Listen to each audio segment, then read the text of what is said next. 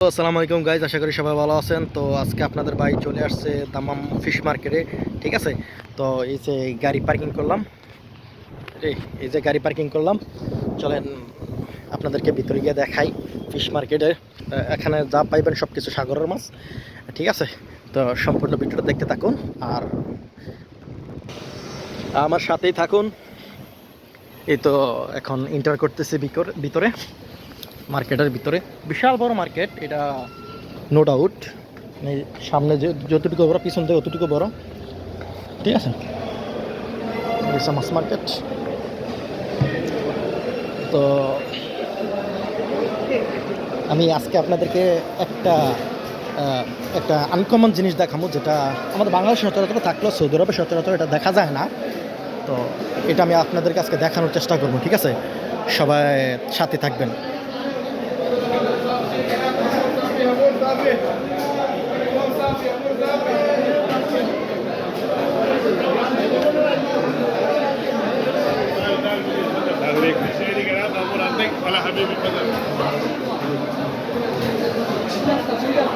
তো মনে করেন যে বিভিন্ন আইটেমের সাগরের মাছ আছে, সামুদ্রিক মাছ।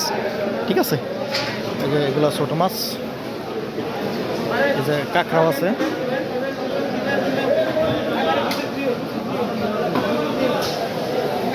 স্কুইড,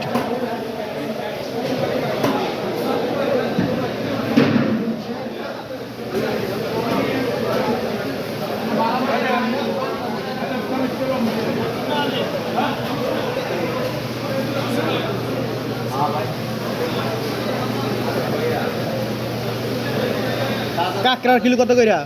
কাঁকড়ার কিলো কত কইরা? 20 টাকা কিলো।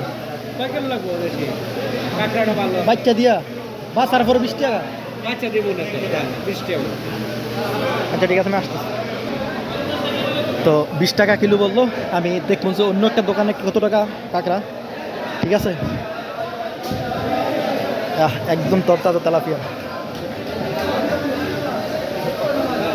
আমাদের দেশের মাছটা এখানে কমই পাওয়া যায়।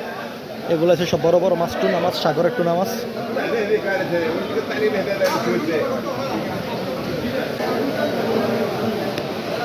যে চিংড়ি, চিংড়ি আরবিতে বলে রুবিয়া। কাঁকড়া, ঠিক আছে।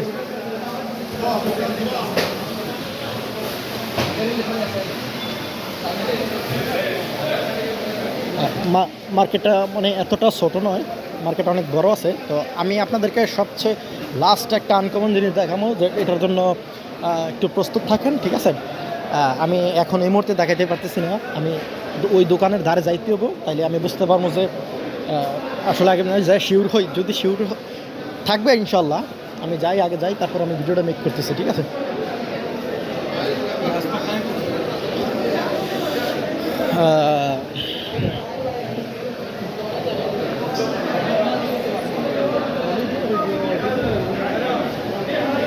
এগুলো সব সাগরের মাছ। আপনি যদি এই যে বড় মাছগুলোতে যদি মনে করেন যে আধা কেজি না আধা কেজি কেটে দিব, এটা কোনো মানে যে পুরোটা আস্ত নিতে হবে এমন কোনো কথা নাই।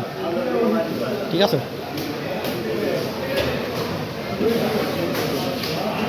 ও মাগুর মাছ একদম দেশি তেলাপিয়ার মতো। আসলে এগুলো সাগরের মাছ। এই সিস্টেমটা হচ্ছে একটা রেস্টুরেন্টের মতো। আপনি এখান থেকে মাছ অর্ডার করে ফ্রাই করে খাইতে পারবেন। ঠিক আছে, বারবিকিউ অথবা ফ্রাই। আর না হয় আপনি ভিতর থেকে মাছ মার্কেটের ভিতর থেকে মাছ কিনাই না, ওদেরকে দিলে ওরা মানে পরিষ্কার করে ফ্রাই করে দিব অথবা বারবিকিউ করে দিব। এই সিস্টেমটা মার্কেটের জন্য অনেক ভালো হয়েছে। ঠিক আছে, এটা হচ্ছে, এটাকে বাংলাতে কী বলে জানি না, তবে এটা স্কুইটি বলা হয় এটাকে। এই যে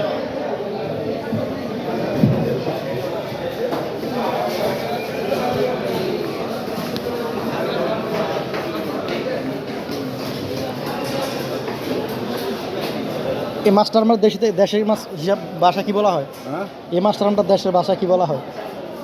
আমরা দেশে আমি খাইছি না, আমরা দেশে কি বলে স্কুইড। স্কুইড তো এদেশে না বলে, আমাদের দেশে কি বলে? আমি দেখছি না।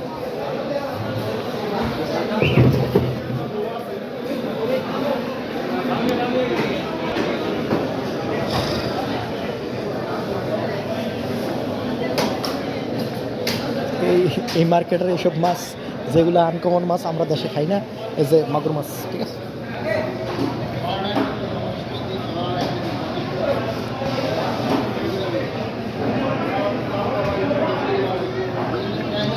দেখলেন তো মাগুর মাছ, যে মাছগুলো আমরা মানে যে বললাম না যে মাছগুলো স্কুইট বলা হয়, এইগুলোর যে আমি জানি না বাংলাদেশে কী বলা হয়, কারণ আমরা কখনো দেখিনি এগুলো খাইতে। যেগুলো আমরা বাংলাদেশে খাই না এই মাছগুলোর মনে করেন যে যে বেশিরভাগ ফিলিপিনিরা খায়, এগুলোর আস্ত মশলা দিয়া। সালাম আলাইকুম, ভালো ভালো আছেন? শরীর স্বাস্থ্য ভালো? সমস্যা নাই, সমস্যা নাই। আর ঠিক আছে সব কিছু। আমি আসছি, মনে করলাম যে আগে ভিডিওটা বানাইলেই, একটা ভিডিও বানানো দরকার। তো এক বড় ভাইয়ের সাথে দেখা হইলো, আমি যার কাছ থেকে সবসময় মাছ নেই, তো তার সাথে কথাবার্তা বললাম, ঠিক আছে। তারে বললাম যে মাছ কিছু রেডি করে রাখতে, কী কী মাছ লাগবে এগুলো বলেইছি। আর এখন আমি যে জিনিসটা আপনাদেরকে আনকমন দেখাবো, এগুলো সব বিদেশি পে, এগুলো দেখে মাথা নষ্ট করে লাভ নাই, এই আর কি। তো আমি যেই জিনিসটা দেখানোর উদ্দেশ্যে আপনাদেরকে বিশেষ করে বলা হয়েছিল যে আনকমন জিনিস দেখাবো, ওইটা হচ্ছে আপনার ইকুরিয়ামের মধ্যে থাকা যে একদম তরতাজা যে মাছ, একদম তরতাজা মাছ আপনি তরতাজা কিনে নিতে পারবেন, একদম জেতা জীবন্ত।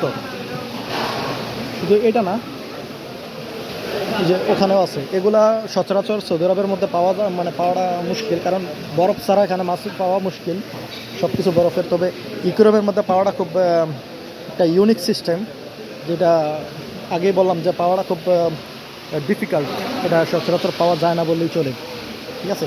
একদম তরতা যায়, যেগুলো একটু হালকা মনে করেন যে ইয়ে গেছে, দুর্বল হয়ে গেছিলো, উঠে গেছে, আর ওইগুলো জীবন্তগুলো, ঠিক আছে। তো ওই মাছটা হচ্ছে গিয়ে ইয়া মাছ, কী মাছ জানি কয়টা রে, সাইমন মাছ, ওটার কাঁচা খায়, ওটার রেস্টুরেন্টে কাঁচা খাইতে দেয়, বা যে কোনো জায়গায় আপনি কাঁচা খাইতে পারবেন। এখন নিয়ে এখন কাইটা দুইয়া কাজ চামড়াটা সিলিয়া খাইতে পারবেন,